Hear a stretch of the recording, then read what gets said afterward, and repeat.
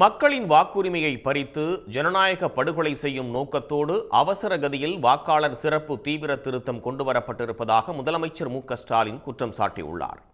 அனைத்து கட்சி கூட்டத்தில் உரையாற்றிய அவர், எஸ்ஐஆருக்கு எதிராக ஒன்றிணைந்து குரல் கொடுப்பது அனைத்து கட்சிகளின் கடமை என்று கூறினார்.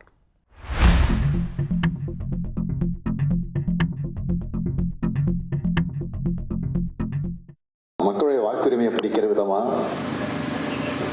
அவங்களை அச்சுறுத்தக்கூடிய விதமா பீகார்ல நடந்த எஸ்ஐஆர் இப்போ தமிழ்நாடு உள்ளிட்ட மாநிலங்களையும் நடக்க போகுது. இதுக்கு எதிரான தமிழ்நாட்டோட உணர்வை வெளிப்படுத்த வேண்டியது இன்றைய முக்கிய தேவை. நேர்மையான தேர்தலை நடத்த உண்மையான வாக்காளர் பட்டியல் அவசியம் என்பதை யாரும் மறுக்கல.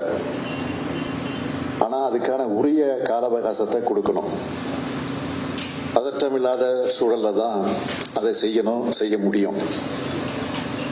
மாறாக தேர்தலுக்கு சில மாதங்கள் இருக்கிற நிலையில முழுமையான திருத்தப் பணிகள் செய்ய நினைக்கிறது உண்மையான வாக்காளர்களை நீக்குவதற்கான தந்திரம் மட்டுமே. அதைத்தான் பீகார்ல செஞ்சாங்க. இப்போ மற்ற மாநிலங்களையும் செய்ய நினைக்கிறாங்க. அதனாலதான் நாம எதிர்க்கிறோம். உடனுக்குடன் செய்திகளை தெரிந்து கொள்ள சன் நியூஸ் பெல் ஐகானை கிளிக் பண்ணுங்க.